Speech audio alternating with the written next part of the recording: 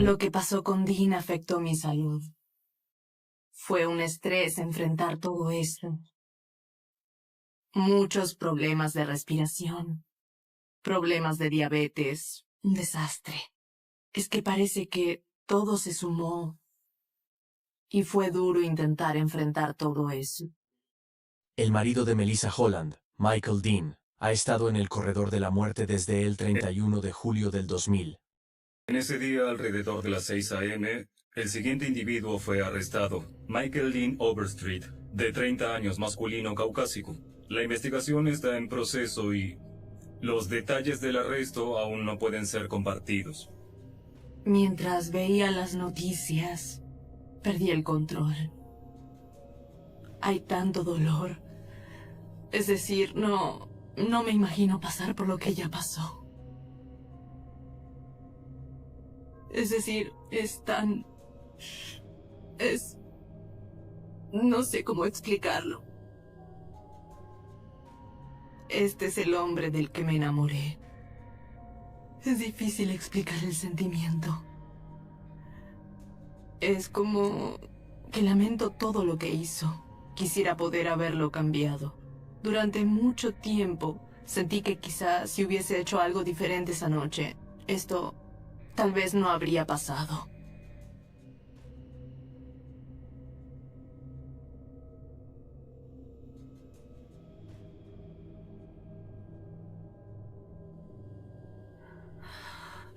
Esa soy yo a los 13 años.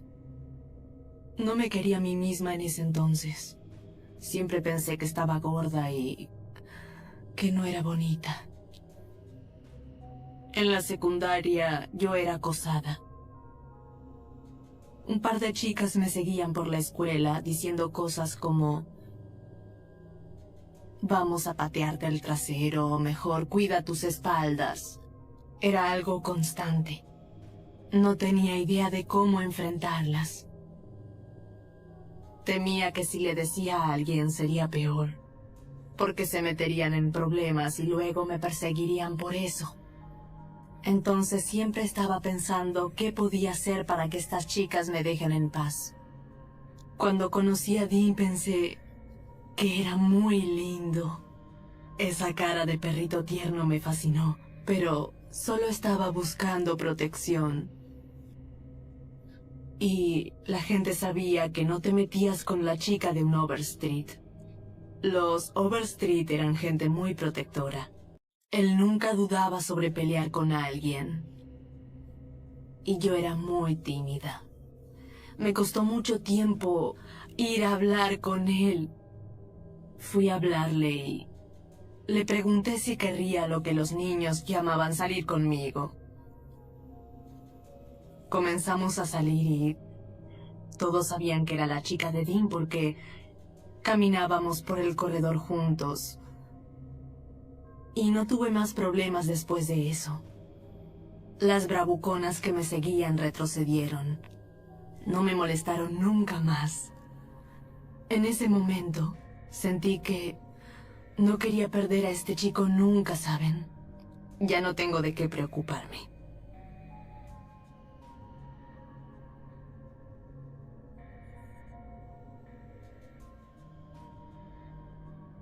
Dean y yo salíamos hacía 2 o 3 meses, y de a poco empezaron a llegar las reglas. Estábamos sentados en el pórtico de mi mamá, y yo tenía una ropa que Dean no aprobaba.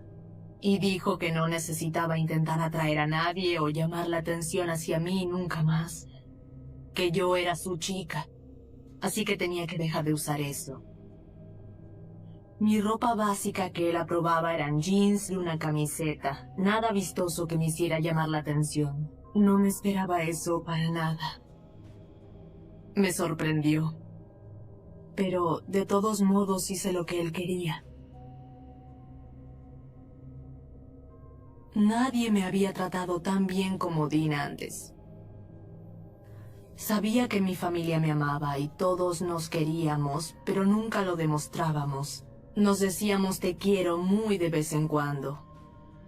Dean me decía que me amaba casi todos los días, y eso era suficiente para mí.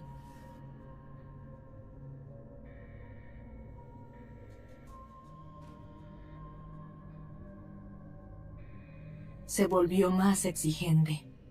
No quería que pasara el rato con amigos. Decía que no le agradaban. Decía que no necesitaba estar con nadie más. Yo era su chica y decía que esas eran las reglas. No podía hablar con nadie. Yo temía que Dean me dejara. Y Dean sabía que no me gustaba estar sola. Mi madre pasaba mucho tiempo sola porque mi papá trabajaba mucho y me molestaba. No quería que mi vida fuera así. Yo temía terminar sola, así que al final perdí a mis amigos por Dean.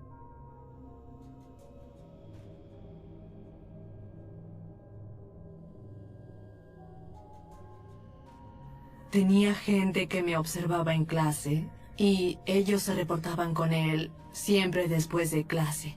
Él me explicaba que solo quería que yo estuviera protegida y a salvo. Era una sensación rara y desagradable. Fuera donde fuera, sentía que alguien me observaba, que había alguien ahí, y no tenía idea de quién. Si hablaba con alguien, o alguien me hablaba, él lo sabía. Cuando llegaba a casa de la escuela, me preguntaba si alguien me había hablado, y yo siempre le decía no, lo que la mayoría del tiempo era cierto. Algunas veces un chico me había hablado en clase de historia. Yo no le decía nada sobre eso, así que empezaba a gritar. Si pasaba de nuevo, él decía que habría consecuencias. Siempre decía consecuencias, pero nunca decía cuáles.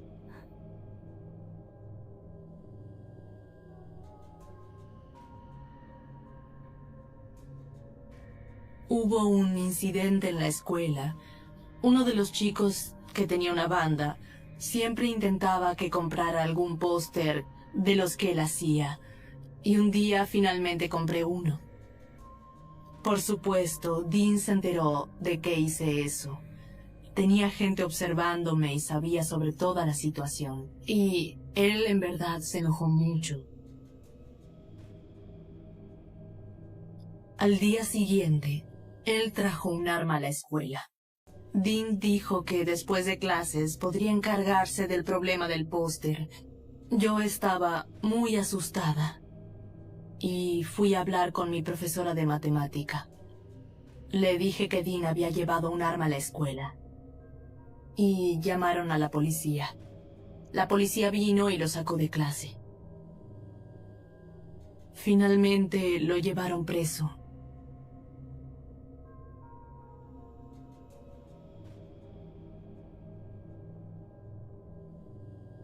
Dean se enteró de que fui yo la que dio el aviso sobre el arma. Me dijo que estaba decepcionado de mí. Si se hubiera enojado, habría dolido menos. Sentí que lo había decepcionado. Tenía amigos que me decían que deje de salir con él, que era peligroso. Decían que no lo necesitaba conmigo. Pero para mí, Dean de hecho me hacía sentir amada. Me sentía deseada y cuidada.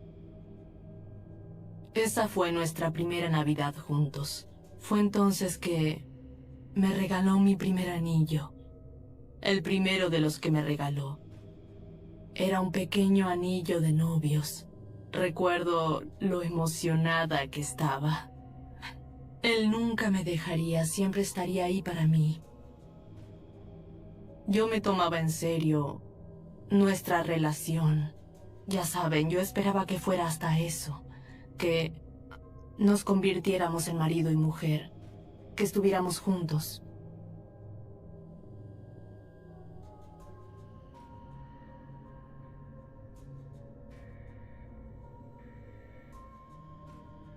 El día que nos casamos estaba feliz.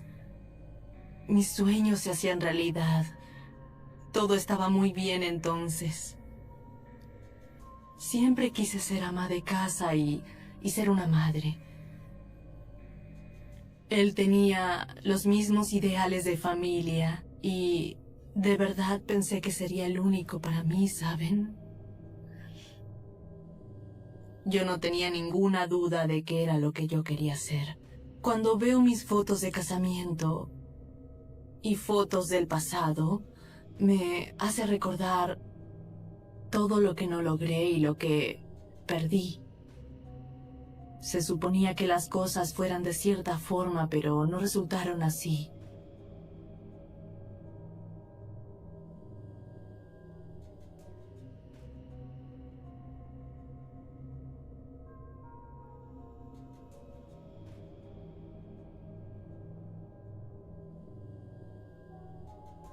Dean tenía una obsesión con las armas, sobre todo con los cuchillos.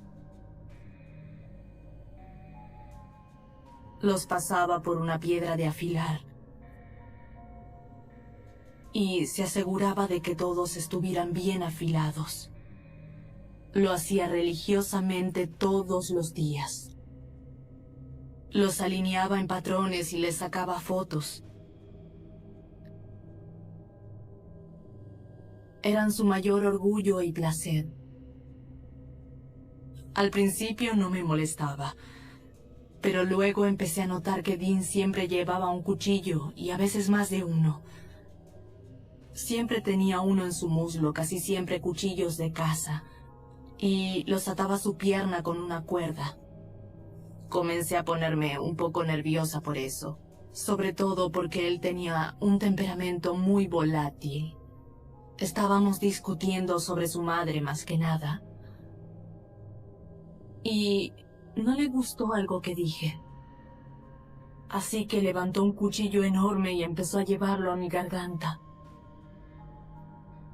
Y yo levanté mi mano. Y finalmente rebanó uno de mis dedos. Él soltó el cuchillo y se mostró preocupado. «Ay, no, pero ¿qué hice?», decía. Se disculpó varias veces, diciéndome que nunca sucedería de nuevo. Que Dean apoyara un cuchillo en mi garganta fue suficiente para pensar que quizá debería irme, pero no suficiente para que lo hiciera de verdad. Le dije que si seguía haciéndolo me iría, pero no quería irme, solo quería que parara.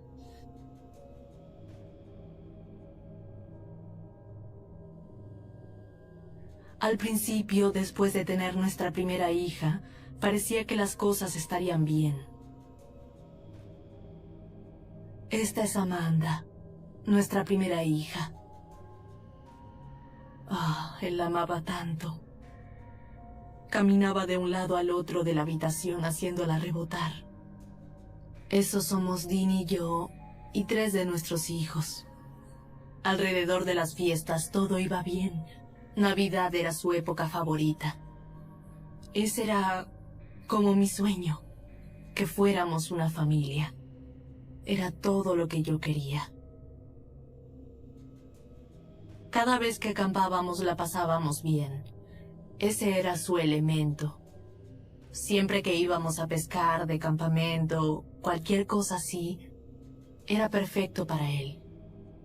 Estaba más relajado, se divertía, hacía chistes, jugaba con los niños. Dean adoraba a los niños, y todo era perfecto. Nos divertíamos tanto que nos quedábamos una semana más. Yo no quería volver, y honestamente, por cómo iban las cosas, en ese viaje me hubiese quedado a vivir, y habría sido perfecto.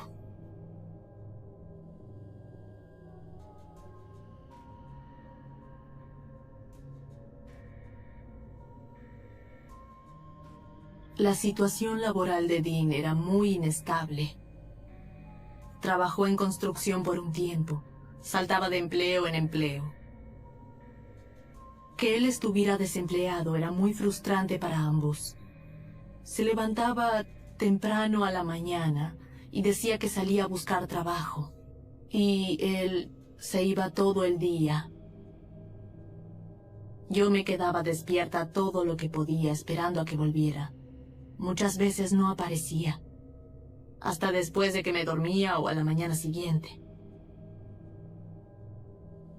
Les decía que estaba en la granja de su tío, cazando. Otras veces se iba y decía algo como: lo que hago es asunto mío, mejor que no te metas. Era como si tuviera una vida aparte, lejos de mí y los niños, y no tengo idea de qué es lo que hacía.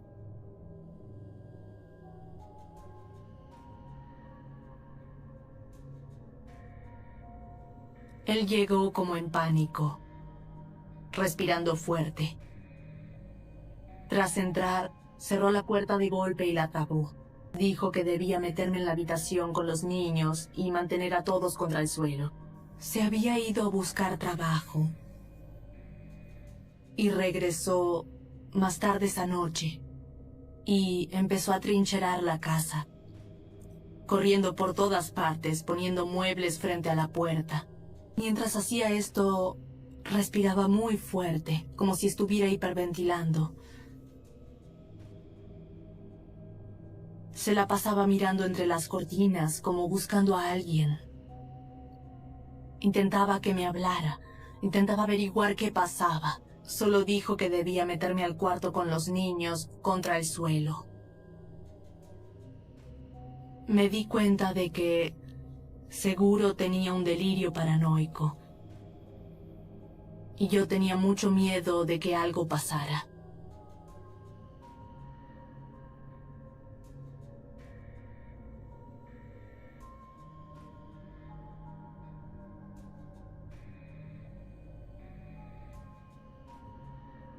Se mantenía alejado de mí y de los niños. Dean tenía su pequeño cobertizo y salía y se encerraba ahí adentro. Yo no tenía idea de qué hacía la mitad del tiempo que pasaba en casa. Era casi como si Dean viviera dos vidas. Una conmigo y los niños, y otra totalmente diferente por su cuenta. La vida que yo había imaginado para Dean y para mí no estaba resultando como yo quería. Seguía sola, prácticamente porque, bueno, Dean no estaba ahí. Intenté que me respondiera. Le pregunté: ¿qué estás haciendo? Me explicó que había estado matando gente por dinero para un tipo.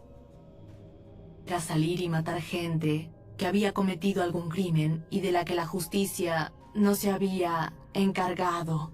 Ellos mataban a esa gente. Al final me dijo que lo seguían y que esta gente no dudaría en matarlo a él y a su familia para mantener toda la red en silencio. Estaba choqueada.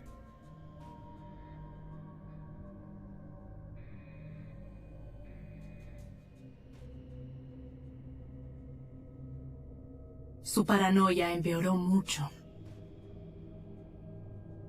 Dean creía que había gente siguiéndolo siempre. Se aseguraba de que cerráramos todas las cortinas y me decía que no abriera ninguna. Nos pusimos a discutir sobre eso y terminó tomándome por el cuello, diciéndome que iba a hacer esto sin importar lo que yo dijera, que no tenía sentido discutir y que necesitaba callarme. No podía respirar, no podía hablar. Sentía que iba a desmayarme y estaba asustada porque temía que fuera a morir. O quizá no espere que el grupo venga y te dispare. Quizá lo haga yo mismo. Dean sacó una de sus armas y me dijo que podía dispararme cuando quisiera. Me soltó y luego quedé en shock. Decidí que tenía que irme. Preparé a los niños y nos fuimos de la casa. Fuimos a lo de mi mamá. Al día siguiente pedí el divorcio.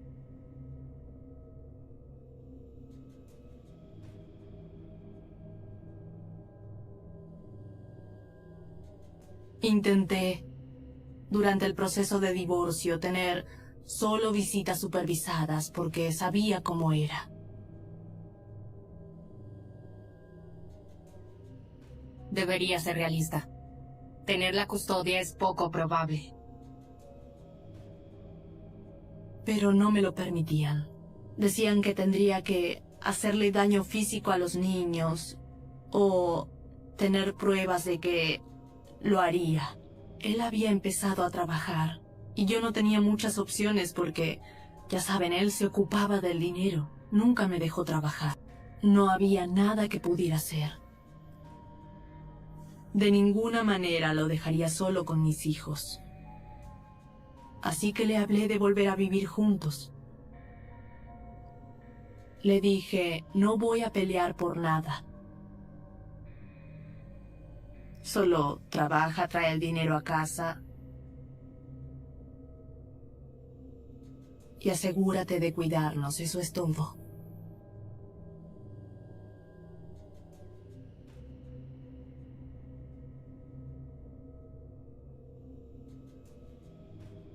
Luego del incidente del disparo, sentía que caminaba en la cuerda floja todo el tiempo. Vivía nerviosa y asustada. Me aseguraba de que los niños se alejaran de él todo el tiempo. Me costaba dormir. El 90% de las veces dormía en la habitación con los niños. No podían escapar de eso, porque yo protegía a los niños.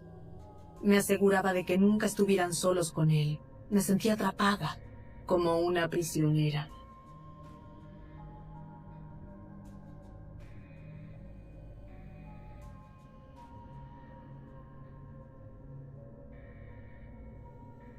Estaba en casa cuidando a los niños. Y su hermano vino y tocó la puerta. Parecía que había estado llorando. Sentí que esa noche tenía algo diferente. Le pregunté, ¿qué está pasando? ¿Dean está en problemas? ¿Me está engañando? ¿Qué hizo?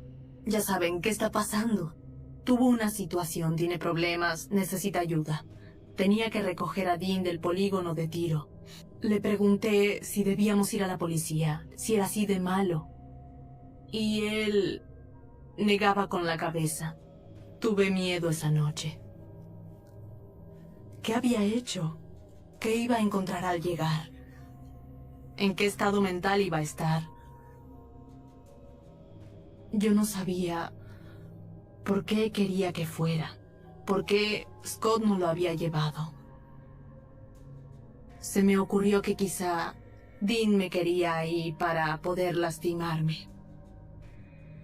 Estuve a punto de no ir a buscarlo, pero tenía miedo de que cuando llegara a casa hubiera consecuencias.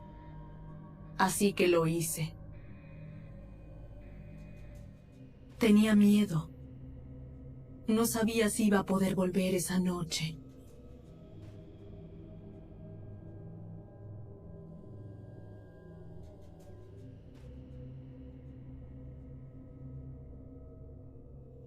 Vi a Dean venir hacia la camioneta. Me estaba asustando, porque parecía estar en uno de esos estados de paranoia que tenía a veces. Tenía un rifle colgado sobre su hombro. Abrió la puerta corrediza de atrás. Tiró el arma dentro y luego vino al asiento delantero. Hola, Dean. Él simplemente se sentó y solo dijo, vámonos. Eso fue todo. Le dije, ¿qué estabas haciendo? ¿Qué pasó? Lo único que él decía era, tienes que dejarme en paz. No es buena idea meterte conmigo ahora. Si dice que lo dejes en paz, eso tienes que hacer, porque estás en peligro de que te lastime a ti. Así que digamos que lo dejé pasar y conduje a casa. Llegamos y él solo me ignoró y fue a la habitación. Se aseguró de poner su arma bajo la almohada y se fue a dormir.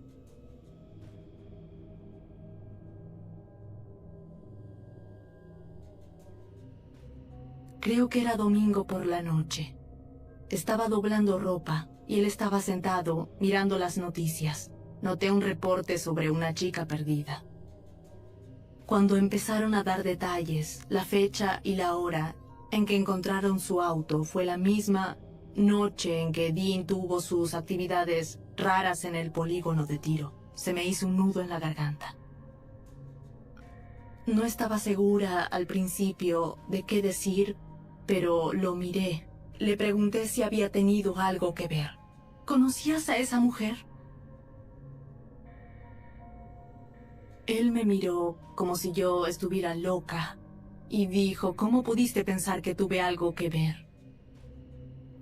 Pero al día siguiente me hizo comprar periódicos. Dijo que quería seguir la historia. Apenas se los traje, me dice, dame, quiero verlos. Lo único que leyó fue ese artículo. Y luego dejó los periódicos a un lado. Y además se aseguró de que viéramos las noticias mañana, tarde y noche.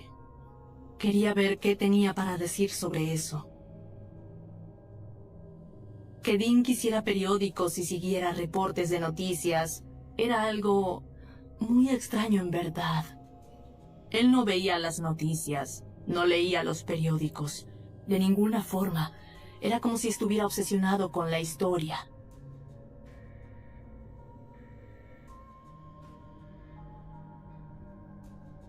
Lo siento mucho. Desearía haber podido hacer algo, haber estado ahí. En mi corazón sabía que había sido él, pero nunca pensé que era capaz de matar a una persona inocente. Ya saben, era una niña. Y yo no lo entendía.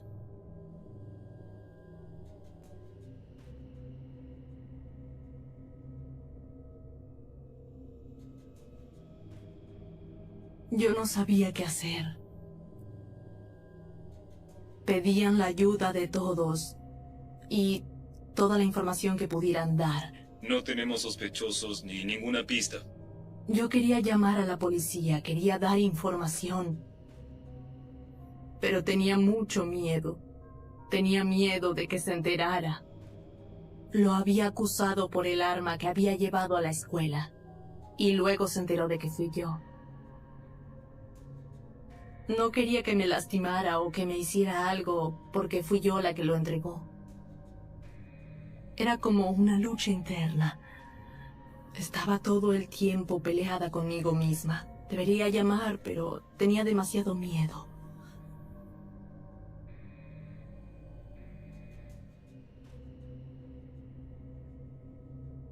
Scott al parecer cedió y le dijo a un amigo que creía que su hermano tenía algo que ver con la desaparición y asesinato de Kelly. Supongo que ese amigo terminó dándole el dato a la policía.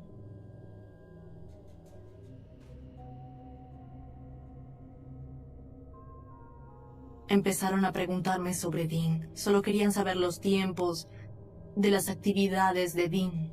Finalmente terminé rompiendo en llanto y contando mi historia de vida, prácticamente desde que conocí a Dean hasta entonces. Estaba muy nerviosa, no quería que supiera que estaba ahí. Y les expliqué que si sabía que había estado ahí y no lo arrestaban, él me mataría a mí y a quien me acompañara. Había que arrestarlo y así mis hijos y yo estaríamos a salvo. Cuando oí que había sido arrestado, fue un alivio. Sabía que no debía preocuparme porque volviera a casa.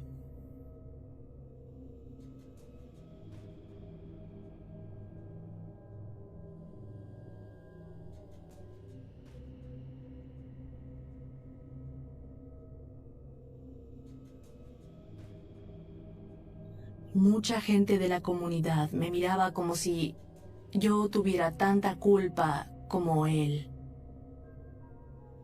Así que era difícil salir a la calle y era difícil ir a la tienda. Yo no iba al supermercado en el que trabajaba Kelly y los niños en la escuela molestaban a mis hijos y les decían, tu papá es un asesino, vas a ser como él cuando crezcas. Yo repasaba toda la situación en mi mente, sobre todo de noche. porque ahí es cuando todo está callado y tienes tiempo para pensar. Lo repasaba en mi mente una y otra vez, que pude haber hecho distinto, y luego lloraba.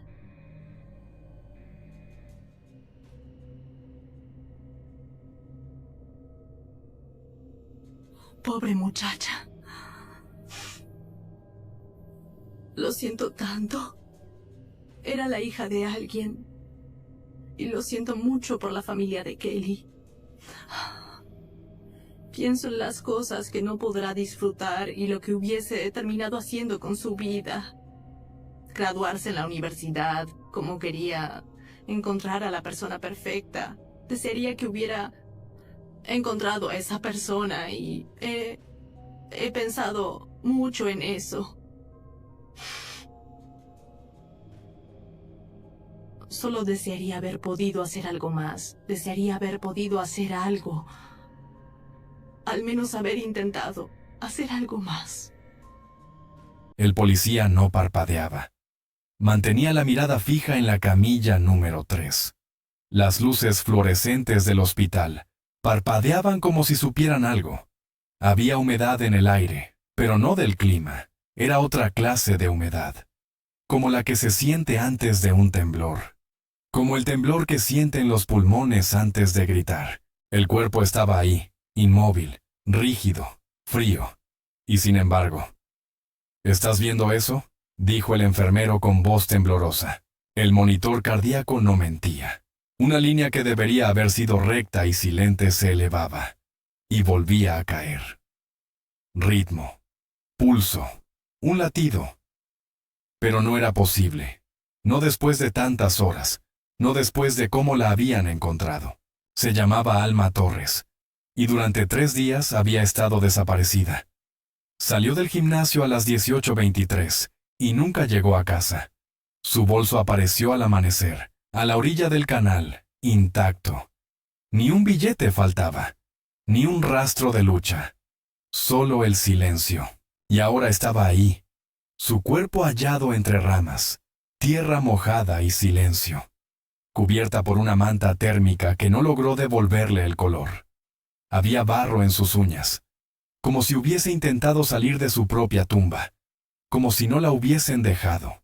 Pero su corazón, ese músculo condenado a ser el tambor de la vida, seguía marcando un compás. Está muerta, dijo uno de los médicos. Es solo actividad eléctrica residual. Nada más. Pero lo repitió 2 veces, como si quisiera convencerse. El detective Iván Reyes no habló. Se limitó a acercarse. Llevaba 30 años viendo cadáveres, pero ninguno como este. Tenía el rostro arañado, pestañas congeladas, los labios entreabiertos, como si fuera a decir algo que nunca llegó a pronunciar. En su mano apretaba algo. Una hoja. ¿Un papel? Cuando intentaron abrir sus dedos, crujieron como ramas secas. Pero el trozo salió. Era parte de una factura de supermercado, arrancada con rabia. Un nombre escrito a mano. L. Duarte. Ese nombre no constaba en el expediente de Alma, ni entre amigos, ni familia, ni redes sociales. Pero estaba allí, clavado en sus dedos como si fuera su última esperanza, o su última advertencia. Horas antes de ese instante, la ciudad era otra, tranquila, dormida. No sabían que la oscuridad se preparaba para hablar. Nadie pensaba en Alma, salvo su hermana. Isabel Torres no había dormido en 3 noches, no porque no pudiera, sino porque algo dentro de ella no se lo permitía. Alma no desaparece, no así, no sin avisar, decía una y otra vez. Ella no se va, sin dejarme una señal, y la dejó. Isabel fue la primera en reconocerla, no por el rostro, estaba irreconocible, sino por la cadena en su cuello. Un dije oxidado con una palabra apenas legible. Prometí. Era un juramento entre ellas. Una promesa hecha en una noche que ninguna había contado a nadie. Porque ese juramento escondía un secreto. Uno que, esa mañana, se agitaba con cada latido en el monitor. Entonces, ¿está viva?, preguntó Isabel con voz rota. No lo sabemos, respondió el doctor sin poder sostenerle la mirada. No como tú crees. Alma no reaccionaba a estímulos. Pupilas fijas, sin reflejo. Cerebro sin actividad visible. Y sin embargo, el corazón no se detenía, como si alguien lo estuviera obligando, como si algo no la dejara ir. El detective Reyes observaba en silencio. Algo no encajaba, y no era solo el corazón, era el tiempo. Según los forenses, el cuerpo llevaba al menos 40 horas a la intemperie, pero no tenía signos de descomposición, ni livideces cadavéricas, ni el rigor mortis típico. No cuadra, murmuró. O alguien la mantuvo en algún lugar, o no estuvo muerta nunca. Pero entonces, ¿dónde estuvo? ¿Y con quién? En la comisaría, el teléfono no dejaba de sonar. El caso había salido en las noticias. Las redes sociales servían con teorías. Algunos hablaban de trata, otros de cultos, de rituales. Pero había algo más inquietante que eso. Esa misma mañana, justo cuando el cuerpo fue encontrado, alguien intentó usar el móvil de Alma. Un solo intento de desbloqueo. Un solo intento. Fallido. Lo perturbador era que el teléfono había sido hallado en su bolsillo, y la pantalla mostraba una nota escrita hacía solo unas horas. Si despierto, no digas mi nombre. El detective la leyó 3 veces. No entendía. Nadie entendía. ¿Crees que fue ella quien escribió eso?, preguntó uno de los agentes. Reyes negó con la cabeza. O alguien la hizo escribirlo. O alguien la conocía muy bien. Pero lo más extraño llegó esa misma noche. Isabel se quedó junto al cuerpo. No quería dejarla sola. Se sentó a su lado, tomó su mano y empezó a hablarle. Como si pudiera oírla. Como si en algún rincón de esa piel helada quedara algo vivo. Le habló de cuando eran niñas, de los veranos en casa de su abuela, de los secretos compartidos entre sábanas y linternas, y de pronto sintió una presión leve en su mano. «Alma», susurró aterrada. No hubo respuesta, pero sí otro movimiento, apenas perceptible, como un espasmo, pero real. «¡Doctor, se movió! ¡Alma se movió!». Los médicos entraron en pánico. El monitor se disparó. El corazón latía más fuerte, como si algo dentro de ella estuviera luchando por volver. «Prepárense para reanimación». Pero el cuerpo no reaccionaba. Solo el corazón y algo más. Una lágrima. Una lágrima corrió por su mejilla. Silenciosa, sola, como una confesión. Y en ese momento, todo cambió. La policía solicitó cámaras de tráfico. Volvieron al lugar donde fue hallada. Y descubrieron algo que nadie había notado antes. Una figura, en una esquina de la grabación, observando, a pocos metros del canal, inmóvil durante 18 minutos. Luego, simplemente se alejó. Y la cámara dejó de grabar.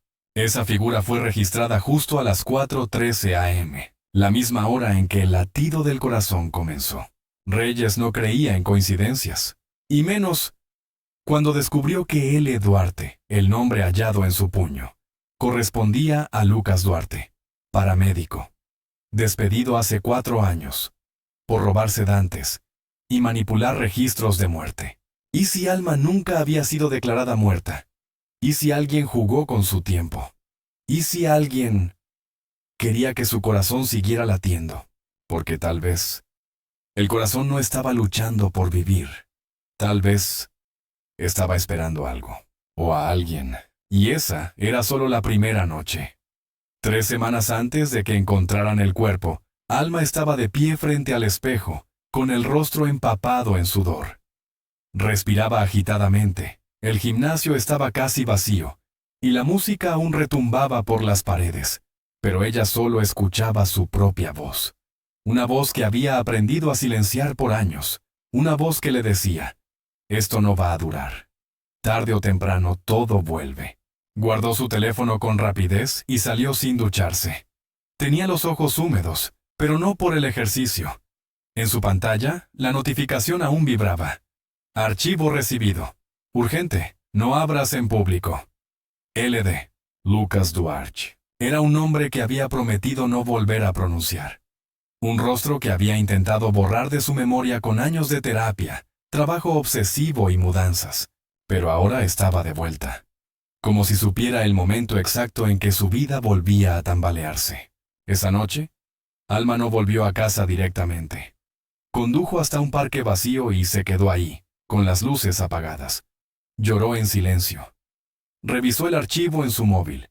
Imágenes, videos, grabaciones médicas, informes alterados, nombres que no deberían estar ahí, fechas que no existían. Todo apuntaba al mismo hospital del que Lucas había sido expulsado, y donde ella aún colaboraba como asesora externa de investigación clínica.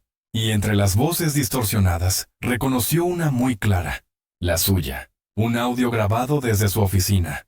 Ella hablando por teléfono, detalles de pacientes, firmas que ella juraba no haber dado, un consentimiento médico que nunca escribió, pero que ahora aparecía bajo su nombre.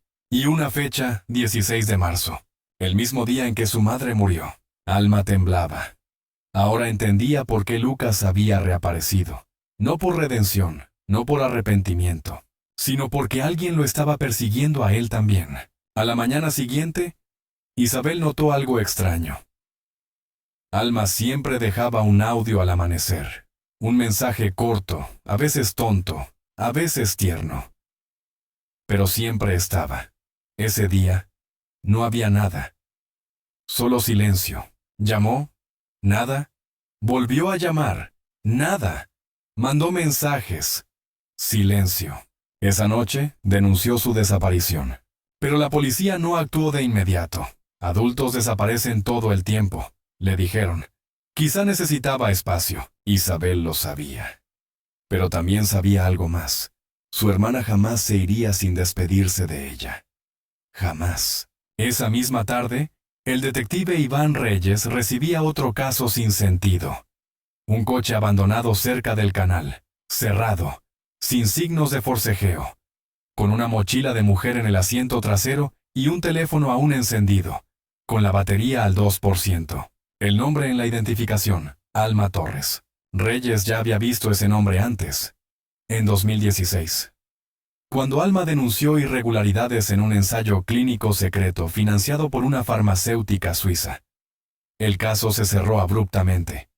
Los archivos desaparecieron, y Alma fue silenciada con una cláusula de confidencialidad y amenazas indirectas.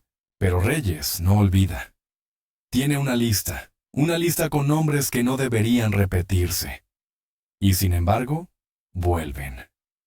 Alma era uno de ellos. 3 días después, cuando el cuerpo apareció entre los arbustos, Reyes supo que había sido advertida, que Alma sabía que esto podía pasar, que tal vez incluso lo había previsto. Y esa posibilidad lo quemaba por dentro. Volvamos atrás. Un mes antes, Alma estaba en una cafetería del centro con una mujer mayor. Cabello blanco, moño apretado, uñas cuidadas. Se hacía llamar doctora Erika Luján, aunque ya no figuraba en ningún colegio médico. Lo volverán a intentar, dijo la mujer con firmeza. Siempre vuelven cuando se sienten descubiertos.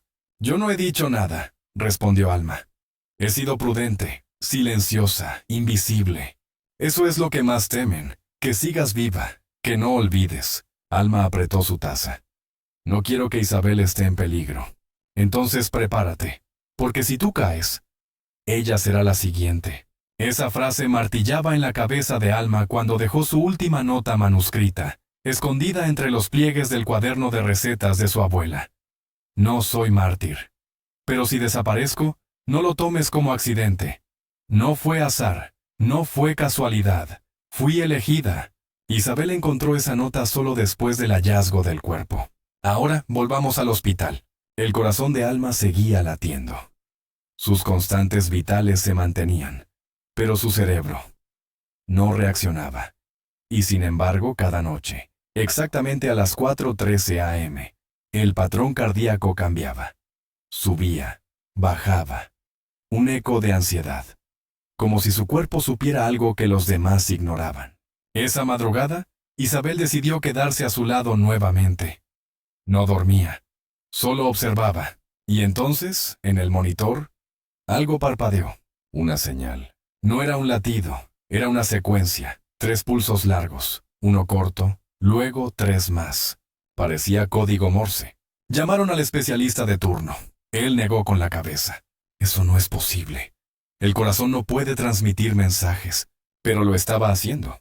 En una sala adjunta, Reyes seguía viendo las grabaciones del canal, fotograma por fotograma, hasta que vio algo. En la silueta de la figura que había estado de pie 18 minutos. Algo se reflejaba en la mano. Una pulsera metálica. Reyes amplió la imagen. Lo que vio le heló la sangre. Era una pulsera médica, con un número de registro y un nombre grabado. Paciente MA405. Proyecto Sigma. Él conocía ese nombre. Había investigado ese proyecto en 2004. Experimentos clínicos no autorizados. Manipulación de conciencia. Medicación para inducir estados de hibernación cerebral. La idea era preservar cuerpos, sin dañarlos. Congelarlos por dentro. Para esperar la cura. Pero eso fue clasificado como ciencia basura. Cerrado por falta de ética, o eso dijeron. Y sin embargo, ahí estaba, en la muñeca de un desconocido, frente al canal, el mismo día en que Alma regresó, sin regresar del todo. En el pasillo, Isabel salía de la habitación. Algo dentro de ella la empujó a girarse una última vez, y lo vio. Los dedos de Alma se movieron, lentamente, uno por uno. Primero el índice, luego el pulgar. Pero no era un espasmo cualquiera. Era un gesto, un símbolo que solo ellas compartían desde niñas. Una especie de saludo secreto entre hermanas. Isabel retrocedió con el corazón acelerado. «Alma, ¿me estás oyendo?» Nada. Silencio. Pero en su mejilla, otra lágrima. Y entonces, sin que nadie lo esperara, la puerta del hospital se abrió con violencia. Un hombre entró gritando: «¡No la dejen sola! ¡Ella no está muerta! ¡No la desconecten! Ella sabe cosas que no debe saber». Era Lucas Duarte. Tenía la barba crecida, los ojos enrojecidos y un sobre amarillo en la mano. «Yo la puse ahí, pero no para matarla. Fue para salvarla. Ellos venían por ella. Solo así podía esconderla». El detective Reyes lo interceptó de inmediato. «¿Quiénes vienen, Lucas?» «Los mismos de siempre. Los que me quitaron la licencia. Los que manipulan las historias clínicas. Los que desaparecen pacientes que no se dejan usar como conejillos». Ella era la última en saberlo todo. Y entonces, desde el pasillo del fondo, alguien gritó: «Código rojo en la habitación 3. Desconexión no autorizada». Isabel corrió. Reyes detrás de ella. Al llegar, la camilla estaba vacía. Solo el monitor quedaba, con una línea recta, y una frase escrita en el cristal empañado de la ventana. «No es el final». Durante 4 minutos exactos, nadie en el hospital respiró. La camilla 3 estaba vacía, el monitor apagado, y la ventana, empañada por dentro, mostraba una frase escrita con un dedo aún caliente. «No es el final». El detective Reyes se acercó como si pisara un campo minado. Tocó el cristal. Seguía tibio. «Ella no pudo escribir eso», murmuró el jefe de guardia. «No sin asistencia». Y nadie entró, pero alguien había entrado. Porque la cámara del pasillo se detuvo durante exactamente 2 minutos y 13 segundos. Sin cortes visibles, sin sobreescritura, solo una pausa inexplicable. Reyes tenía experiencia con eso. Lo llamaban el silencio negro. Una técnica empleada solo por ciertos grupos que sabían cómo borrar sin dejar huellas, y si habían llegado hasta un hospital vigilado. Entonces Alma no estaba sola, ni segura. Mientras tanto, Isabel caminaba por la ciudad como si su sombra no le perteneciera. Nadie le dio respuestas. No había cuerpo. No había acta de defunción. Ni siquiera confirmación de traslado. Solo una frase repetida por los funcionarios como un salmo programado. La paciente fue trasladada a una unidad especializada. No podemos dar más información. Pero ella conocía esas palabras. Había trabajado lo suficiente en el sistema de salud para saber cuándo las frases eran escudos. Escudos contra algo más grande, algo que ni siquiera el miedo se atrevía a nombrar. Esa misma noche, Lucas Duarte fue llevado a una sala de interrogatorios. Estaba cubierto de sudor, temblando. con el sobre amarillo aún entre las manos. Reyes lo miró a los ojos. Dame algo real, Lucas, no metáforas, no locura. ¿Quién la sacó de ahí? Ustedes le llaman coma. Pero no era eso, susurró Lucas. Era una fase de contención, de aislamiento neural. La dejamos así, para engañarlos, para que no vieran lo que ella sabía, lo que había recordado. ¿Recordado? Alma fue parte del proyecto Sigma, sin saberlo, como muchas otras. Ella estaba en la lista de pacientes que recibieron dosis experimentales de un compuesto diseñado para fragmentar la conciencia. ¿Estás diciendo que fue drogada? No solo eso, fue programada, alterada, convertida en contenedor, información encriptada en memoria sensorial. Solo despertaría si su cuerpo creía estar muriendo. Reyes lo fulminó con la mirada. ¿Tú hiciste eso? Yo la saqué, yo la escondí. Y sí, yo la puse bajo tierra durante un tiempo, porque era eso, o dejar que la convirtieran en un experimento más. Silencio. ¿Quién la sacó del hospital? Lucas bajó la voz. Ella misma. Reyes se quedó inmóvil. No es posible. Tenía el cuerpo congelado. No podía moverse. Lucas se inclinó. Entonces dime, ¿cómo explica que las cámaras no la hayan captado? ¿Que el monitor no se haya apagado? ¿Que no haya señales de ingreso ni salida? No necesitas mover el cuerpo, cuando puedes apagar la mente de los demás. Del otro lado de la ciudad, Isabel entró al departamento de Alma por primera vez desde que todo comenzó. La cerradura estaba intacta. Nada parecía fuera de lugar, hasta que vio el espejo del baño. Había algo detrás del cristal, una nota adherida por dentro, visible solo con el vapor. Encendió la ducha, dejó que el agua hirviera, y entonces apareció. Si estás leyendo esto, significa que no logré escapar a tiempo. No intentes buscarme, solo encuentra al niño. El niño. Isabel no entendía. Alma no tenía hijos, no cuidaba niños, no hablaba de niños. ¿Quién era? Rebuscó por toda la casa. Nada. Pero en una caja de zapatos escondida bajo la cama, encontró una foto Polaroid. 2 niñas. Una era Alma, a los 8 años. La otra, una niña desconocida, más joven. Y un niño al fondo, con el rostro borroso por la luz. Sostenía un globo rojo. En el reverso, junio de 1997, el día del corte de luz. Isabel no podía recordar ese momento, pero algo en su pecho latió como una alarma ancestral. Algo se activaba, como si su memoria también hubiera sido intervenida. Volvió al hospital con la foto en la mano, pero ya no quedaba nada.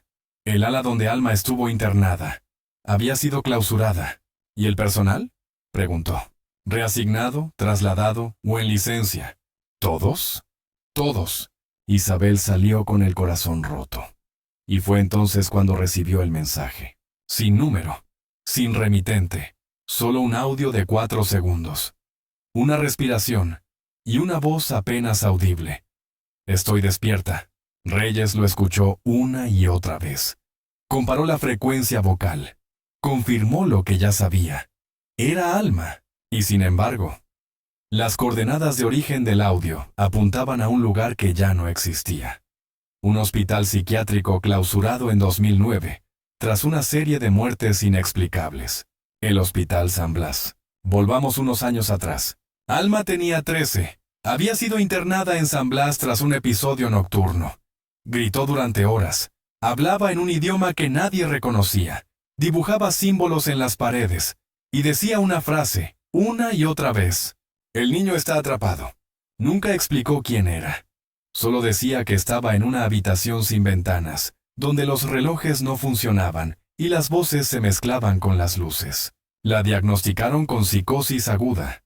Pero su estado desapareció tras 11 días, y ella nunca volvió a mencionarlo. Hasta ahora, Reyes condujo hasta San Blas. El edificio era un cementerio de concreto. Puertas oxidadas, vidrios rotos, silencio que dolía. Pero había algo aún más inquietante. Una habitación con la cerradura nueva, candado brillante, y una cámara, funcionando. El detective no dudó. Forzó la entrada. Adentro, un catre, una silla y una pared cubierta de papeles, páginas arrancadas de expedientes, notas médicas y una sola palabra repetida en bucle. Observa. De pronto, un ruido. Algo cayó en el pasillo. Reyes desenfundó su arma, se asomó, nada.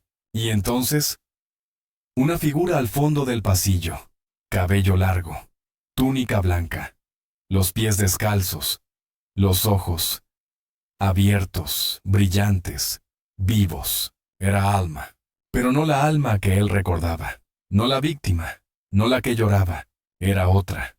Caminaba lento, seguro, como quien ha vuelto del abismo. ¿Alma? Ella no respondió, solo levantó una mano, y con la voz firme, dijo una palabra: «Sigue», y se desvaneció en la penumbra. Esa noche, el detective Reyes no durmió.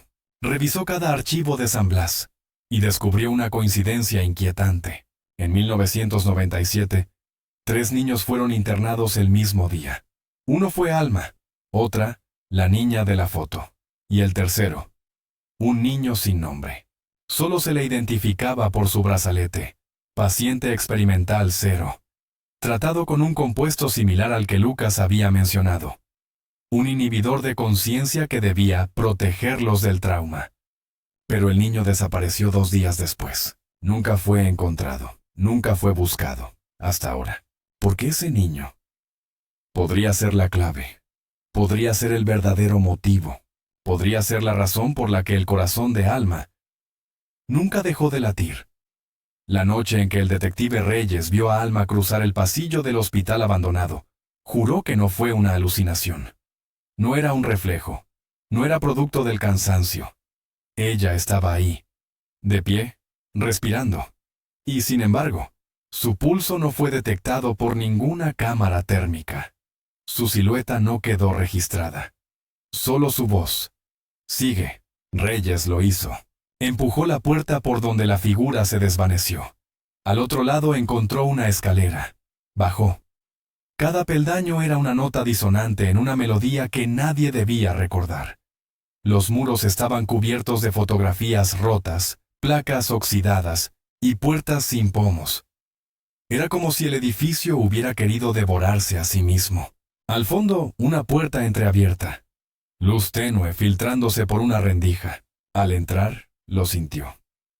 No miedo, no sorpresa, sino tristeza. Una tristeza tan densa que le nubló la vista.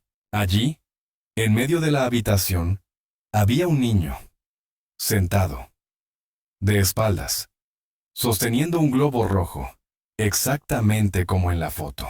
«¿Quién eres?», preguntó Reyes. El niño no se movió. «¿Dónde está Alma?». Y entonces, el globo estalló.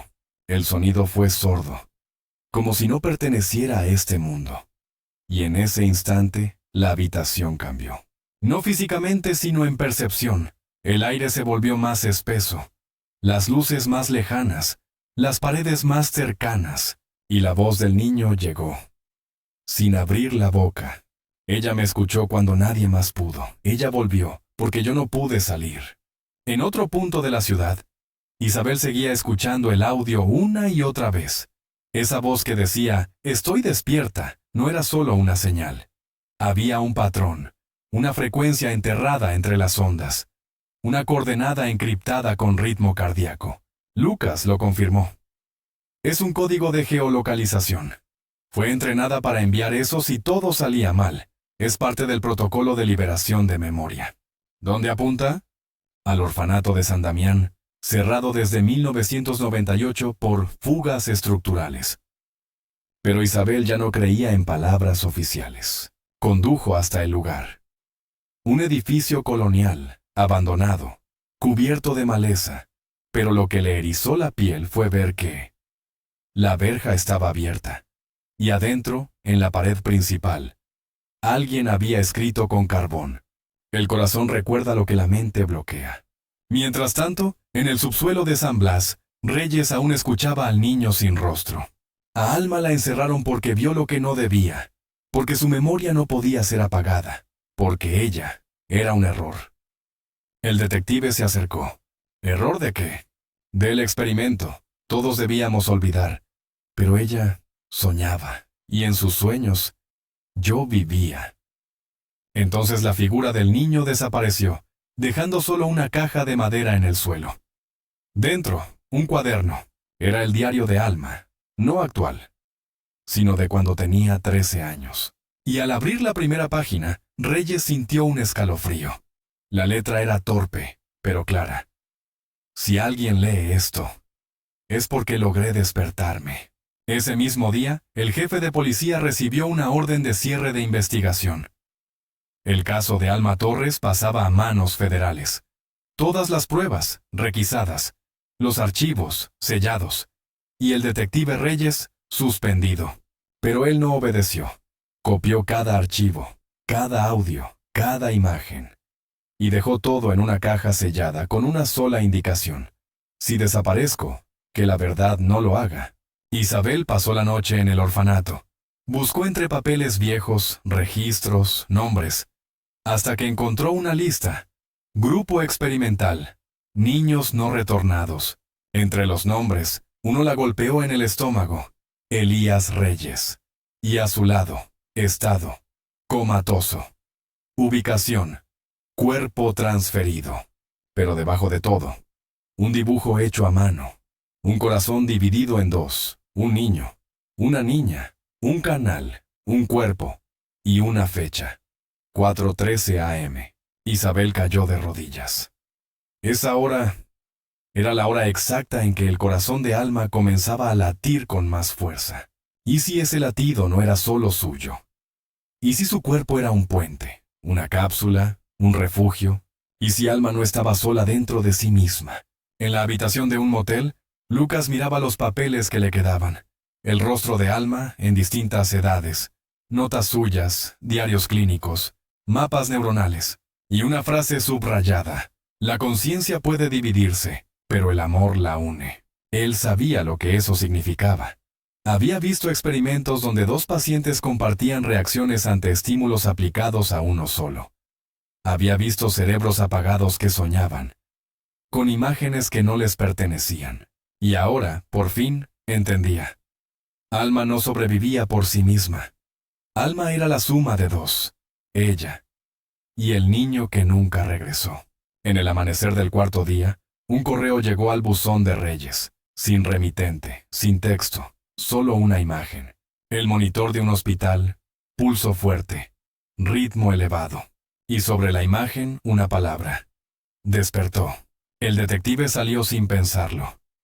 Condujo hacia el viejo complejo de investigación Sigma, cerrado desde hacía años. Pero al llegar, las luces estaban encendidas. Entró con sigilo, y lo vio. Un cuarto aislado, una mujer acostada. Alma, pero no estaba sola. A su lado, conectado por electrodos, un niño de unos 12 años, piel pálida, cabello rizado, dormido. Y en el monitor, 2 líneas cardíacas, pero un solo compás. Están sincronizados, murmuró una voz detrás de él. Era Lucas. Los unieron cuando eran niños. Sus memorias, sus traumas, sus sueños. Pensaban que olvidarían, pero no pudieron. El cuerpo de Alma lo protegió a él todos estos años. Y él la mantuvo viva. Reyes no sabía qué responder. ¿Y ahora? Lucas respiró hondo. Ahora, si uno despierta del todo, el otro podría desaparecer. Pero si despiertan juntos, podrían romperlo todo. ¿Romper qué? La mentira, el experimento, el sistema que aún cree que puede jugar con la mente humana como si fuera un archivo. Si despiertan, la verdad también despertará. Y en ese momento, la mano de Alma se movió. Sus ojos se abrieron. Y con una voz quebrada pero firme, susurró. ¿Dónde está Elías?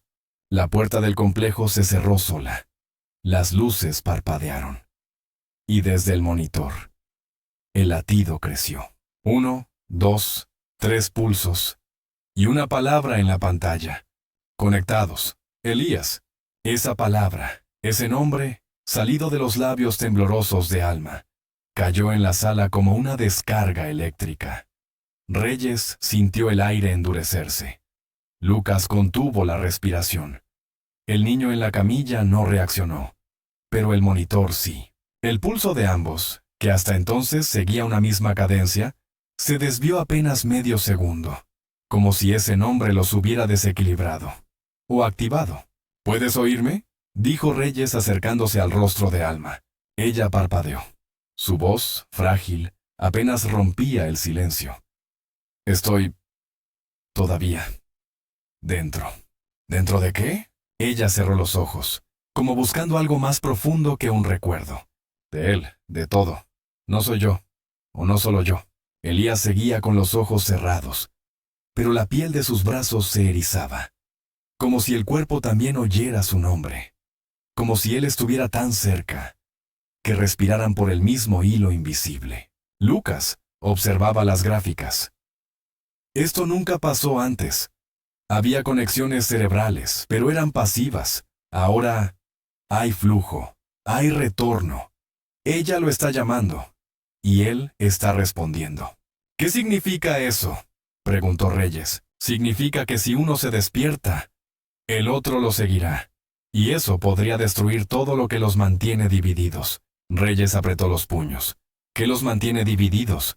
El trauma, el experimento, las memorias que no les pertenecen, todo lo que les obligaron a olvidar, lo que los hizo, partes, pero no personas completas. A kilómetros de allí, Isabel manejaba sin rumbo. Llevaba la foto en la guantera, el corazón en la garganta, y una sola idea repitiéndose como eco. «Encuentra al niño». Pasó frente a una iglesia abandonada. Se detuvo. No sabía por qué. Algo en sus pies la empujó a bajar del auto. Caminó hasta el portón oxidado. Y allí, en el muro, alguien había pintado con tiza. Ellos sabían lo que hacían, y ella lo vio todo. Dentro de la iglesia no había bancos, solo colchonetas sucias, fotos colgadas con clips y velas apagadas. Y, en el altar, una caja de madera pequeña con una nota. Para Isabel. Perdón por no haberte contado antes. La letra era de Alma. Temblando, abrió la caja. Dentro había dos cosas, una cinta VHS y una carta. La carta era breve. No me creíste cuando tenía 6 años. Dijiste que fue una pesadilla, pero yo sí lo vi. El corte de luz, el globo, las voces. Ese niño no era un invento, era real, era parte de mí. Y ahora me están obligando a elegir. Si desaparezco, no llores. Solo despiértalo. Porque cuando él despierte, todos recordarán. Isabel cayó de rodillas. ¿Qué viste, Alma? ¿Qué hicieron contigo? Pero aún no estaba lista para la respuesta. En el laboratorio clandestino, Alma pidió agua. Tenía las manos vendadas, los labios cortados, pero su mirada estaba fija en Elías. Él me soñaba, ¿sabes? Cuando yo dormía, lo veía a través de sus ojos, y él me veía a través de los míos. ¿Quién es él para ti?, preguntó Reyes. Ella tardó en responder.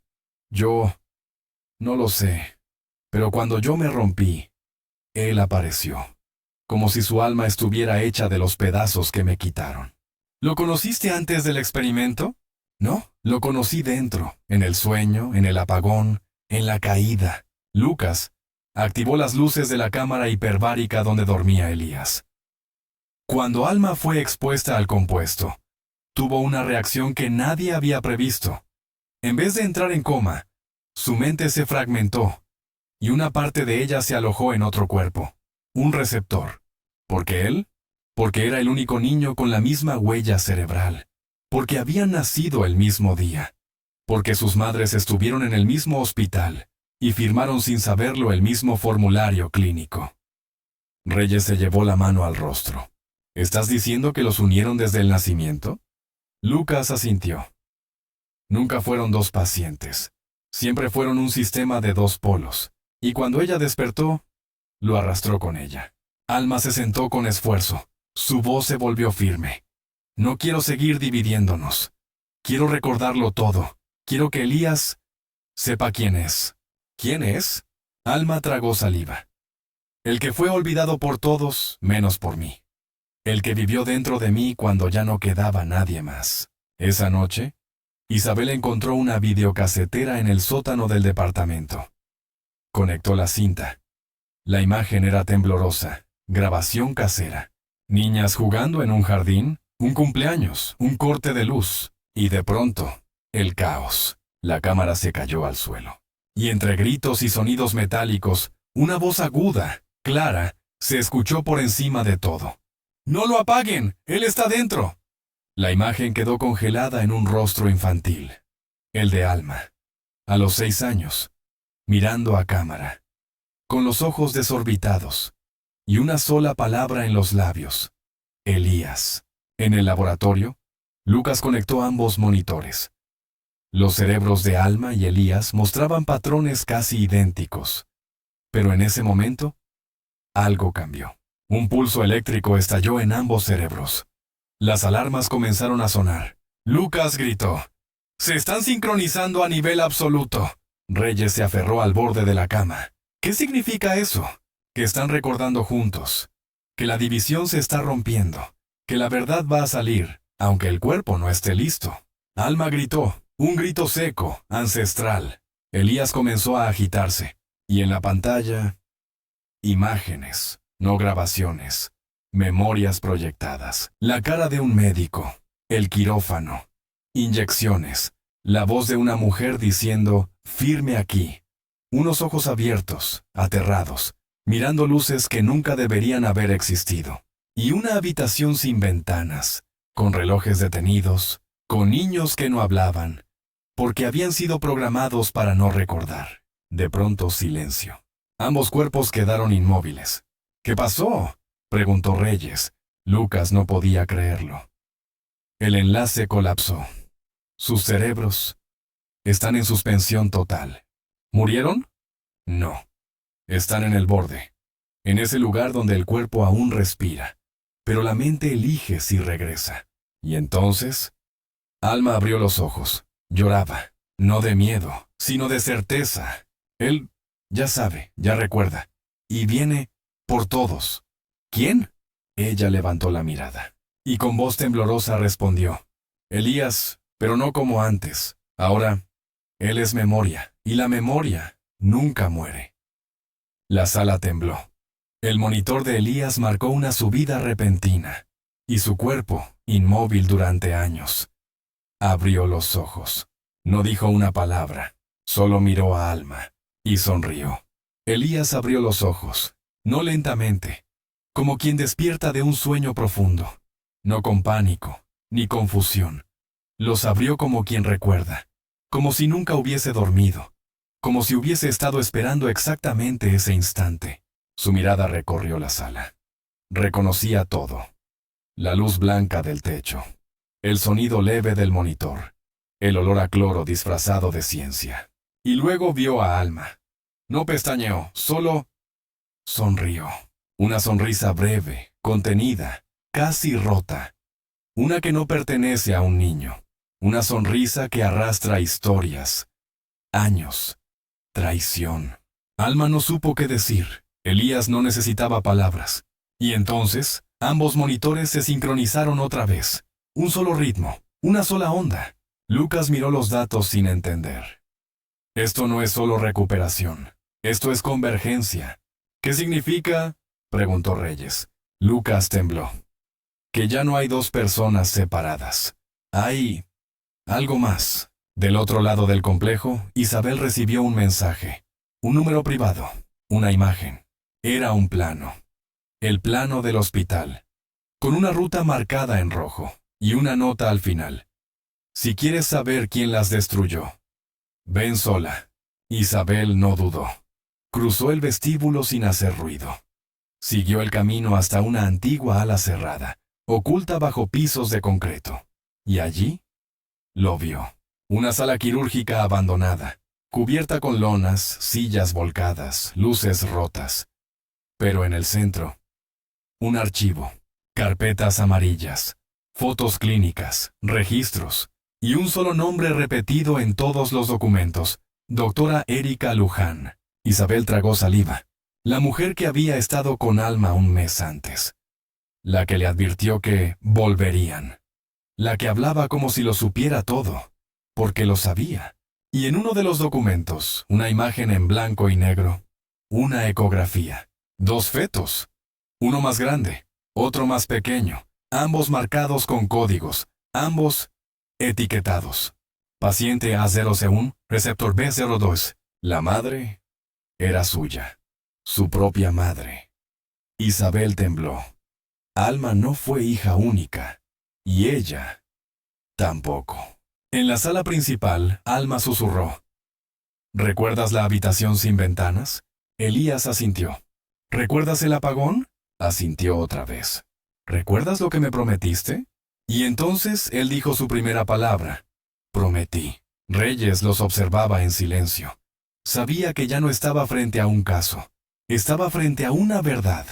Una que había sido enterrada, con bisturíes, amenazas y anestesia. Lucas, con voz temblorosa, confesó. El experimento no buscaba curar enfermedades, buscaba almacenar conciencia.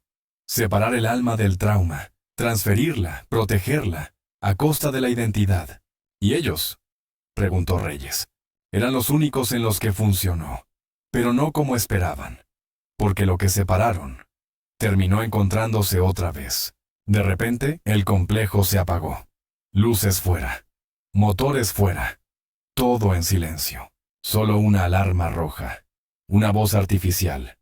Protocolo de cuarentena activado. Lucas gritó. ¡Nos encontraron! Reyes sacó su arma. ¿Quién? Los que nunca dejaron de vigilar. Los que querían mantenerlos dormidos. Si no pueden controlarlos, los van a destruir. Isabel entró corriendo. Tenía la carpeta en la mano. Ella lo sabía. La doctora Luján fue parte de todo esto desde antes que naciéramos. Lucas la miró atónito. ¿Cómo sabes eso? Porque esa mujer fue nuestra madre adoptiva. Nos separó, nos escondió. Ella estaba pagando una deuda. Alma se incorporó. No parecía asustada, parecía lista. No van a silenciarnos otra vez. Las puertas comenzaron a cerrarse. Pasos se oían desde el túnel. Elías bajó de la camilla sin ayuda. Sus pies tocaron el suelo por primera vez en años. Tenía el cuerpo de un niño, pero la mirada de un viejo sabio. Tomó la mano de Alma. Ambos caminaron hacia la salida. Reyes los bloqueó. No, no pueden irse así. ¿Qué piensan hacer? ¿Despertar a los demás? Respondió Alma. ¿Qué otros? Lucas bajó la mirada. Hay más. Decenas. Niños que fueron conectados. Dormidos. Encerrados en cuerpos que no eran suyos. Esperando que alguien recordara. Alma miró a Isabel. Fuiste tú quien me mantuvo viva, cuando el mundo me borraba. Tú me nombrabas. Isabel lloraba, no de miedo, sino de reconocimiento. Yo también fui parte, ¿verdad?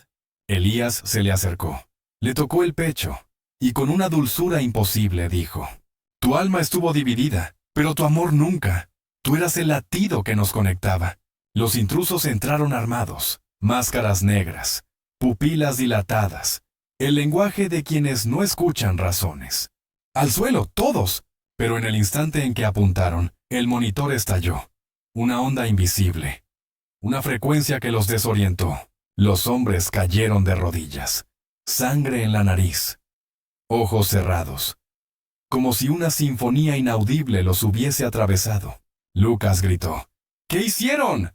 ¿Qué fue eso? Elías susurró. Solo devolví lo que dejaron dentro. Y entonces, todas las pantallas del complejo se encendieron. Muestras de memorias, rostros de niños, cuerpos dormidos, firmas falsas, informes secretos, y un mensaje escrito en blanco sobre negro. Nosotros recordamos. Isabel cayó de rodillas. Alma la abrazó. ¿Qué pasará ahora? Ahora, el mundo va a saber. Y nos van a temer, porque no pueden controlar lo que vive en el recuerdo. Reyes miró su teléfono. Decenas de notificaciones. El material filtrado, las imágenes, los rostros. Todo estaba en la red. Ya era irreversible. Y en medio de ese caos, los latidos seguían. 1, 2, 3. Marcando el renacer de algo que no era solo memoria. Era justicia. El silencio no fue inmediato. Primero vino la distorsión, el zumbido. como un eco contenido durante años que, al salir, rasgó el aire y las máquinas. Las pantallas chispearon. Los hombres armados, en el suelo, gimiendo de confusión, perdidos dentro de sí mismos. Y en el centro del laboratorio, Elías, de pie, con los ojos cerrados pero viendo más que todos. Alma lo sostenía del brazo, no para guiarlo, sino para no desmoronarse. El calor que salía de él no era físico, era otra cosa, como si la electricidad de todo lo que fue negado estuviera ahora en sus venas. ¿Qué hiciste?, susurró Lucas, con la voz rota, como si supiera que la pregunta no tenía respuesta. Elías abrió los ojos. Los devolví a sí mismos. Les mostré lo que también les robaron. Reyes observó las cámaras de seguridad. En cada ala del complejo, los que dormían despertaban. Lentamente, uno a uno. Niños, adolescentes, adultos con cuerpos detenidos pero cerebros intactos. ¿Y todos? Miraban hacia un mismo punto, como si algo los hubiera tocado al mismo tiempo. Lucas se dejó caer. Lloraba. Yo solo quería protegerlos. Y lo hiciste, dijo Alma con ternura acercándose. Sin ti, nunca habría recordado. Sin tu miedo, Elías se habría perdido para siempre. La policía llegó cuando ya era tarde para apagar nada. El servidor central había colapsado, pero no sin antes subir todo a la nube. Los expedientes, los videos, las grabaciones de cirugías ilegales, los contratos firmados con huellas falsificadas, las pruebas del experimento Sigma. Y los nombres, todos los nombres. Isabel fue la primera en hablar ante la prensa, no como testigo, sino como hermana, como sobreviviente. Mi hermana no estuvo desaparecida. Fue ocultada, por años, fragmentada, porque su corazón nunca dejó de luchar, porque su latido era resistencia. Elías no apareció ante las cámaras. Su existencia no podía explicarse sin desestabilizarlo todo, pero su presencia se sentía en cada pantalla encendida, en cada publicación, en cada rostro que se reconocía en los ojos de otro.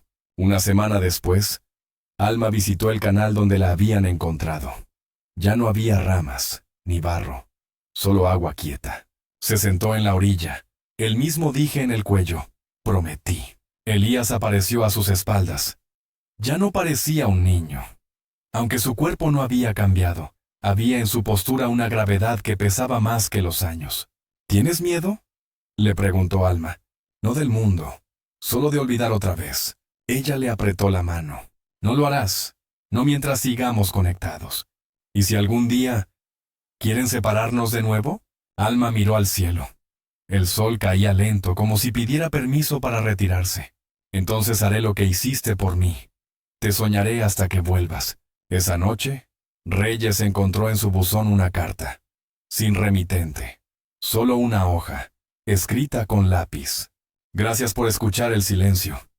Gracias por no apagar la señal. Ahora, los que fueron cuerpos fríos, vuelven con corazones que no se rinden. Adjunto a la carta, una fotografía. Alma y Elías, de espaldas, frente a un mural pintado en una pared vieja. Un mural de rostros, niños, rostros reales, y una frase escrita con rojo. Recordar es existir. Las autoridades negaron todo. Dijeron que fue un hackeo, una campaña viral, una ilusión colectiva. Pero el mundo había visto demasiado, había sentido demasiado. Las víctimas comenzaron a hablar. Los olvidados despertaron con memoria. Y por primera vez, el miedo cambió de bando. Meses después, una exposición ambulante recorrió ciudades de todo el continente. Se llamaba El latido que no murió. Cientos de asistentes recorrían en silencio los pasillos con grabaciones, cartas, dibujos hechos por quienes pasaron años sin ser nombrados. En el centro de la sala, una camilla, una reproducción exacta de la habitación donde Alma había sido hallada. Y sobre el cristal de la ventana, escrito con vapor, una frase: no es el final. Elías y Alma viven ahora fuera del alcance de cualquier institución. No esconden sus rostros. Tampoco los exhiben. Van dejando señales. pequeñas grietas en los muros del olvido. Saben que la batalla más grande no es contra quienes les hicieron daño, sino contra la indiferencia de los que prefieren no mirar. Pero ellos siguen, porque hay cuerpos que pueden apagarse, y mentes que pueden ser silenciadas. Pero cuando el corazón sigue latiendo por otro, cuando se recuerda en plural, entonces, la memoria se convierte en justicia, y eso no se puede enterrar, jamás.